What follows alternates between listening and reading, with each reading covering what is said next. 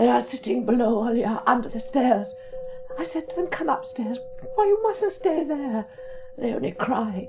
We don't know where Father is, they said. What if he's burned? Oh, what an idea. And the poor souls in the yard, Olya, they are all undressed too. Take this grey dress and this one, and the blouse too, and that skirt, nurse. Oh dear, what a dreadful thing. Kasana Street is burned to the ground, it seems. Take this, and take this. Her Sheenans have had a fright, poor things. Their house was very nearly burnt. Let them stay here the night. We can't let them go home. Poor Fedotic has had everything burnt. He has not a thing left. Oh, you had better call thereupon, Olya, darling. I can't carry it all. Oh, no one will answer the bell. Come here, whoever is there. Oh, how awful it is and how sickening. Madam?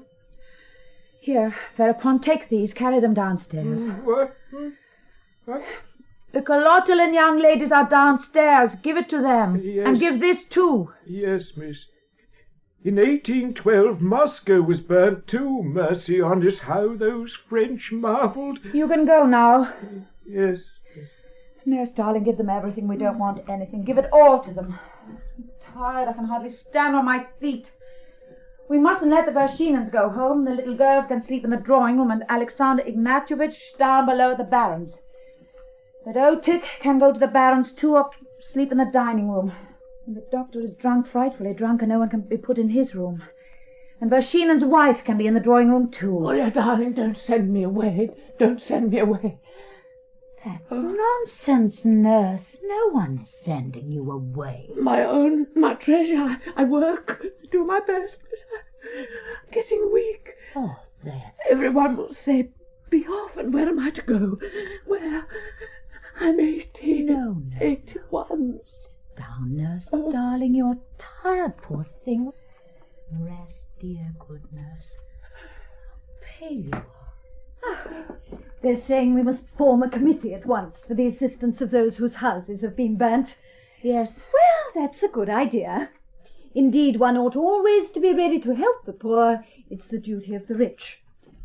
Bobby and baby Sophie are both asleep, sleeping as though nothing were happening. Oh, there's such a lot of people everywhere. Wherever one goes, the house is full. There's influenza in the town now.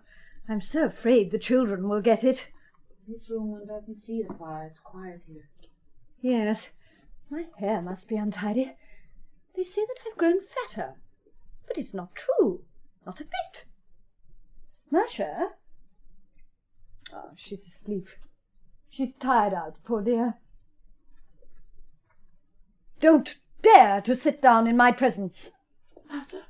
Get up. Go out of the room. Oh. Why you keep that old woman, I can't understand. Excuse me, I don't understand either. She's no use here. She's a peasant. She ought to be in the country. You spoil people. You see, dear, I like order in the house. There ought to be no useless servants in the house. Oh, you're tired, poor darling. Our headmistress is tired. When baby Sophie is a big girl and goes to the high school, I shall be afraid of you. I shan't be headmistress. You will be elected, Olya. That's a settled thing. I shall refuse. I can't. It's too much for me. You were so rude to Nurse just now. Excuse me, I can't endure it.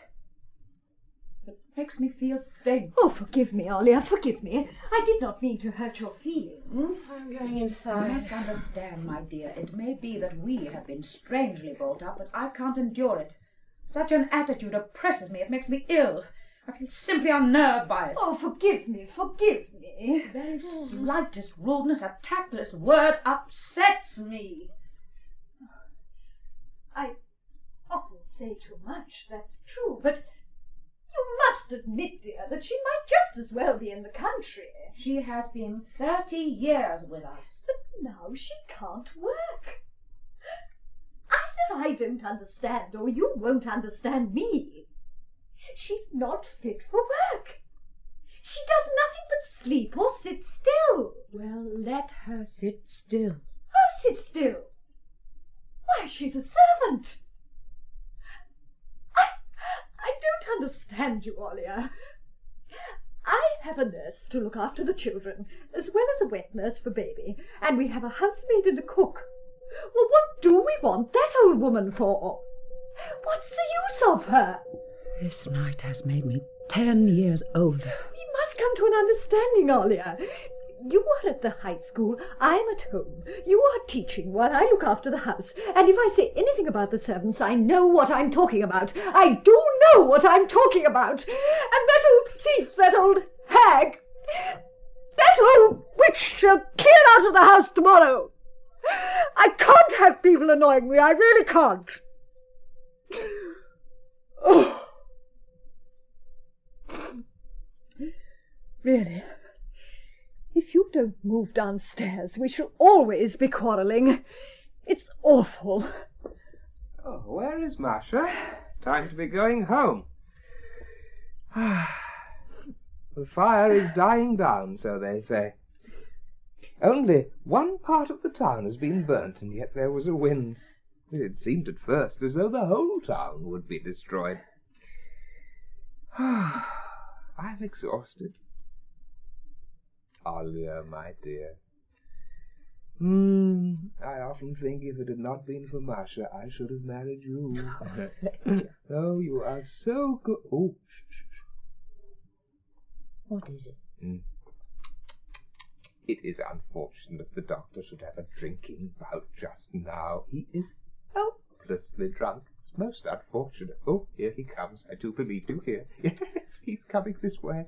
What a man he is, really. I shall hide. Yes, isn't he a ruffian? He hasn't drunk for 2 years, and now he has gone and done it. He never pays your rent. The devil take 'em all. Damn 'em all. They think I'm a doctor. That I can treat all sorts of complaints. I really know nothing about it. I've forgotten all I knew. Remember nothing. Absolutely nothing. Devil take 'em. Last Wednesday, treated a woman at Zazib. And she died. It's my fault she died.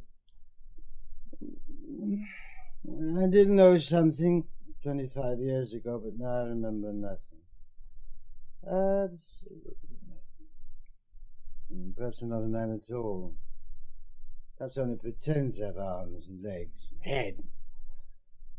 Perhaps I don't exist at all. I only fancy I walk about and eat and sleep. Oh. If only I didn't exist. Well, don't care. Don't care a scrap. Goodness knows, the day before yesterday, there was a conversation at the club. They talked about Shakespeare and Voltaire. Well, I've read nothing at all. And I looked as though I read them all. As the others did. Vulgarity and the meanness. That woman I killed on Wednesday came back to my mind. It all came back to my mind, and everything seemed nasty and disgusting. Disgusting. All awry in my soul. Oh, and got drunk. Let us sit here. No one will come here. Oh, if it hadn't been for the soldiers, the whole town would have been burnt down. Splendid fellows. Splendid. Absolutely first-rate men. Splendid fellows. What time is it? It's past 3. It's getting light already. They're all sitting in the dining room. No one seems to think of going. That Soleoni of yours is there too. You'd better go to bed, Doctor. No, it's all right. It's all right. Thank you. You are a bit fuddled, Ivan Romanich. Bravo! In vino veritas, the ancients used to say. Everyone's asking me to get up a concert for the benefit of the families whose houses have been burnt down. Do you think we could? Yes, if we wanted to. Masha plays the piano splendidly, to my thinking. Oh, yes, she plays splendidly. She has forgotten. She's not played for 3 or 4 years. There's absolutely no one who understands music in this town. Not one soul. But I do. And on my honour, I assure you that Marcia plays magnificently, almost with genius. Oh, she does, Baron. I'm very fond of her. She is a good sort. To be able to play so gloriously, and to know that no one understands you. Yes. Would it be suitable for her to take part in a concert? Well, I know nothing about it, my friends, but perhaps it would be all right.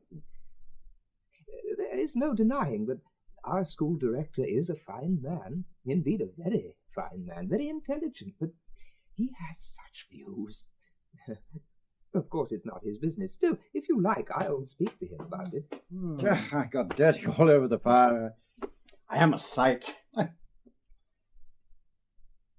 I heard a word dropped yesterday about our brigade being transferred far away. Some say to Poland and others to Cheetah. I've heard something about it too. Well, the town will be a wilderness then. We shall go away too. Doctor Smithereens. Oh, to smash such a valuable thing. Ivan Romanich, I should give you -0 for conduct. That was Mother's clock. Oh, well, perhaps it was. Well, if it was hers, it was. Perhaps I didn't smash it. It only seems as though I had. Perhaps it only seems to us that we exist. We're really not here at all. Oh, I don't know anything. Nobody knows anything. Well, what are you staring at? Natasha's got a little fair arm with a pot of pop over. You don't see it. You sit here and see nothing. While Natasha has a little fair arm with a pot of pop over. May I offer you this date? Yeah. Oh, how very queer it all is, really. When the fire began, I ran home as fast as I could. I went up and saw our house was safe, but my little girls were standing in the doorway in their nightgowns. Their mother was nowhere to be seen. People were bustling about, horses and dogs running about, and my children's faces were full of alarm, horror, entreaty. I don't know what. It wrung my heart to see their faces. My God, I thought, what more have they to go through in the years to come? I took their hands and ran along with them, and I could think of nothing else but what more they would have to go through in this world. When I came to your house, I found their mother here, screaming angry. In here, Marcia.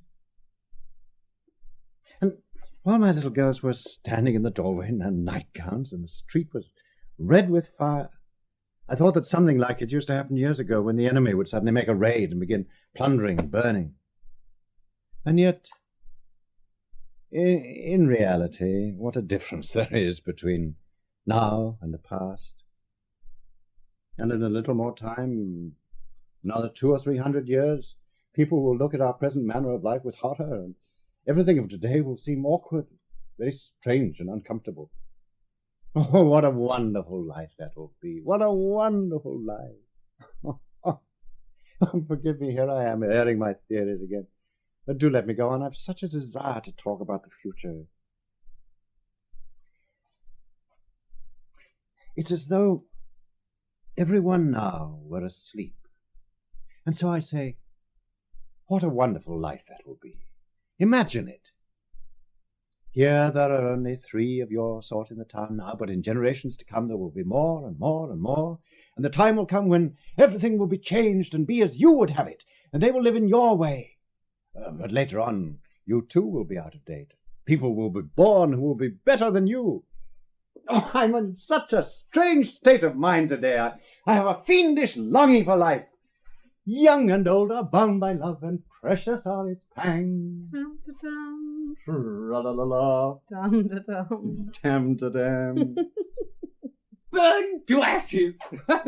Burn to ashes everything I had in the world! Nothing to joke about. Is everything burnt? Everything I had in the world. Nothing is left. My guitar is burnt, and the camera and all my letters, and the notebook I meant to give to you. That's burnt too. No. Oh. There you are. No, please go, Vasily Vasilievich. You can't stay here. How is it the Baron can be here and I can't? We must be going, really. How is the fire? They say it's dying down. No, I really can't understand why the Baron may be here and not I. Tram-ta-tam. Tram-ta-tam. Let's go into the dining room. Very well, we'll make a note of it. I might explain my meaning further, but fear I may provoke the geese. Choo, choo, choo! How that horrid Solioni has made the room smell of tobacco. The Baron is asleep. Baron? Baron. Oh. Well, I am tired, though. The brickyard. No, I'm not talking in my sleep. I really am going to the brickyard directly to begin work. This is nearly settled. Oh, so pale, lovely, fascinating. It seems to me as though your paleness sheds a light through the dark hair. You're melancholy, you're dissatisfied with life. Oh, come with me. Let us go and work together. Nikolai Leprovich, do go. Oh, you were here. I didn't see you. Goodbye. I'm going. I look at you now and I remember as though it were long ago how on your name day you talked of the joy of work and were so gay and confident. And what a happy life I was dreaming of then. What has become of it? No tears in your eyes. Go to bed. It's getting light. It's nearly morning. If only it were granted to me to give my life for you. Nikolai Leprovich, do go. Now Yes, come, I'm really. going. I'm going. Are you asleep, Fyodor? Eh? You had better go home. Oh, my darling Masha, my precious girl. She's tired out. Let her rest, Fedya. Oh, I'll go at once, my dear charming wife. I love you, my only one. Oh, no, Samata, Mama, Samati, Samanta. Yes, she's wonderful. You have been my wife for 7 years, and it seems to me as though we were only married yesterday. Honour bright. Yes, really, you are a wonderful woman. I am content, I am content, I am content. I am bored, Oh. I am bored, I am bored. And there's something I can't get out of my head. It's simply revolting. It sticks in my head like a nail. No, I must speak of it. I mean about Andre. Yes. He's mortgaged this house in the bank and his wife has grabbed all the money. And you know the house doesn't belong to him alone, but to us four. He ought to know that if he's a decent man. Just why do you want to bother about it, Masha? What is it to you? Andrusha is in debt all round, so there it is. Well, it's revolting anyway. But we are not poor. I work, I go to the high school, and I give my private lessons. I do my duty. There's no nonsense about me. Omnia mea mecum porto, as the saying is. I want nothing, but it's the injustice that revolts me. Oh, go, Fyodor. You are tired. You are tired. You rest for half an hour, and I'll sit and wait for you. Sleep. I am content. I am content. I am content. Yes, how petty our Andre has grown. How dull and old he has become beside that woman. Yes. At one time he was working to get a professorship, and yesterday he was boasting of having succeeded at last in becoming a member of the Rural Board. He is a member and Protopop office chairman, while the whole town is laughing and talking of it, and he is the only one who sees and knows nothing. And here everyone has been running to the fire while he sits still in his room and takes no notice. He does nothing but play his violin. Oh, it's awful, awful, awful. I can't bear it any more. I can't. What is it? What is it? Oh, turn me out. I can't bear it any more. Oh, Rena, what is it, darling? Where has it all gone? Where is it? Oh, my God, I've forgotten everything. Everything is in a tangle in my mind. I don't remember the Italian for window or ceiling. I'm forgetting everything. Every day more, and life is slipping away, and will never come back. We shall never, never go to Moscow. I see that we shan't go. Rena, darling. Wretched. I can't work. I'm not going to work. I've had enough of it. I've been a telegraph clerk, and now I have a job in the town council, and I hate and despise every bit of the work they give me. I'm nearly 24. I've been working for years. My brains are drying up. I'm getting thin and old and ugly, and there is nothing, not the slightest satisfaction. And time is passing, and one feels that one is moving away from a real fine life, moving farther and farther away and being drawn into the depths. I am in despair, and I don't know how it is I am alive and have not killed myself yet. Don't cry. It makes me miserable. I'm not crying. It's over there. I'm not crying now. I won't. As a sister, as a friend, if you care for my advice, marry the Baron. Now you know you respect him, you think highly of him. It's true he's ugly, but he's such a thoroughly nice man, so good. One doesn't marry for love, but to do one's duty. That's what I think anyway, and I would marry without love. Whoever proposed to me, I would marry him if only he were a good man. I would even marry an old man. I kept expecting we should move to Moscow, and there I should meet my real one. I've been dreaming of him, loving him. But it seems that was all nonsense. Oh, my darling, lovely sister, I understand it all. When the Baron left the army and came to us in a plain coat, I thought he looked so ugly that it positively made me cry. He asked me, "Why are you crying?" How could I tell him? But if God brought you together, I should be happy. That's a different thing, you know, quite different. Oh, excuse me.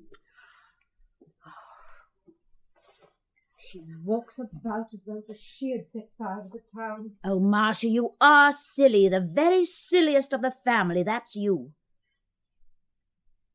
Oh, please forgive me. I want to confess my sins, dear sisters. My soul is yearning to. I'm going to confess to you and never again to anyone. I'll tell you this minute. It's my secret, but you must know everything. No, I can't be silent. I'm in love. I'm in love. Well, you've just seen him. I love Vershinin. Stop it, I don't hear anything. What am I to do?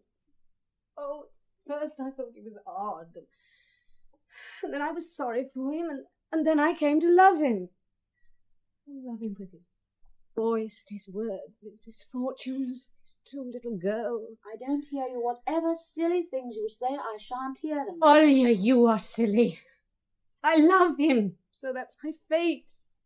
That's my lot. And he loves me. Oh, it's dreadful. Yes, is it wrong? Oh, Irene, my darling. How are we going to live our lives? What will become of us? Well, when one reads a novel, it all seems stale and easy to understand. And when you're in love yourself, you see that no one knows anything, and we all have to settle things for ourselves. Oh, my darlings, my sisters. Oh. I'll confess to you. Now I'll hold my tongue. I'll be like Gogol's madman. Silence. Silence. What do you want? I can't make it out. I've told you 10 times already, Andrei Sergeyevich. Look, in the first place, I am not Andrei Sergeyevich to you, but your honor. The firemen asked leave, Your Honor, to go through the garden on their way to the river, or else they have to go round and round, an awful nuisance for them. Oh, very good. Tell them very good. I'm sick of them. Where's Olga? Yes, Andrei. I've come to ask you for the key of the cupboard. I've lost mine. You've got one. It's a little key.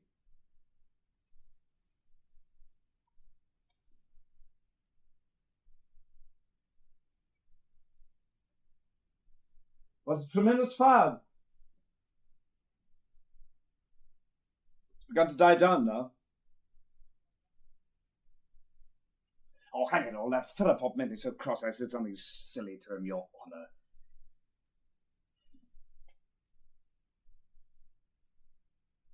Why don't you speak, Olga?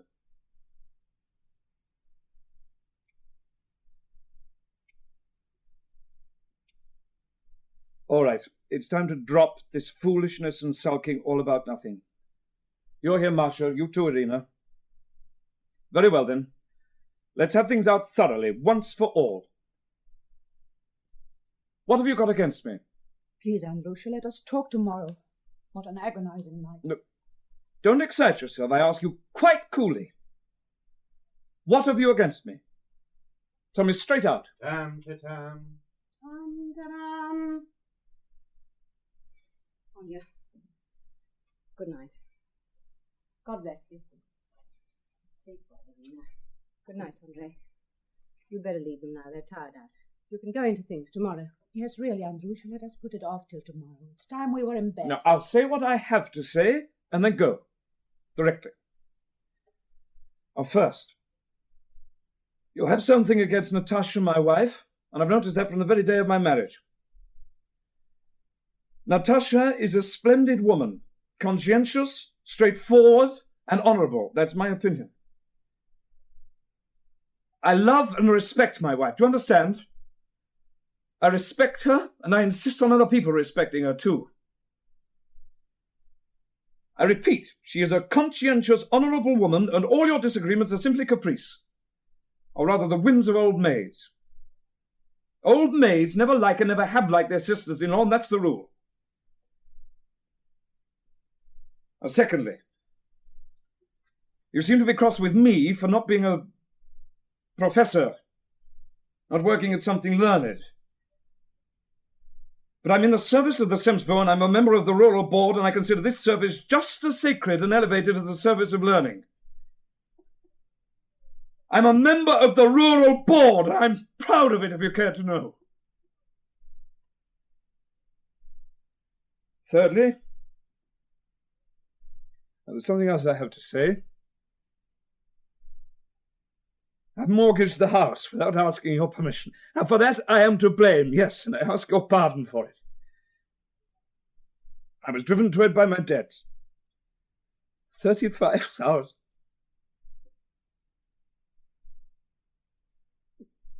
I'm not gambling now. I gave up cards long ago.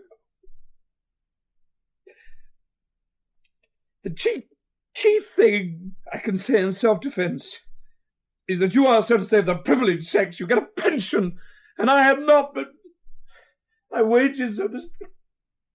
Isn't Masha here? Where is she? Strange. Who listened? Natasha is an excellent, conscientious woman. When I married her, I thought we'd be so happy. Happy, all of us. But my God! Oh, my dear sister, darling sister, you mustn't believe a word I say. You mustn't believe it.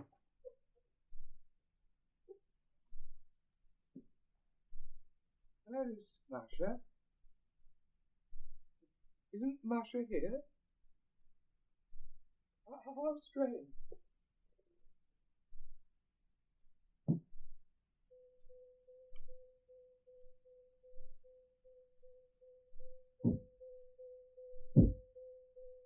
Olya,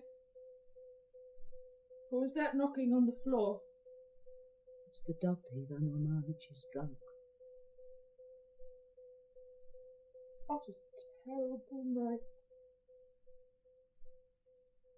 Olya, have you heard? The brigade is going to be taken away. They are being transferred to some place very far off. That's only a rumour. Then we shall be alone. Alia? Yes? My dearest, my darling, I do respect the Baron. I think highly of him. He is a fine man. I will marry him. I consent. Only let us go to Moscow. I entreat you, do let us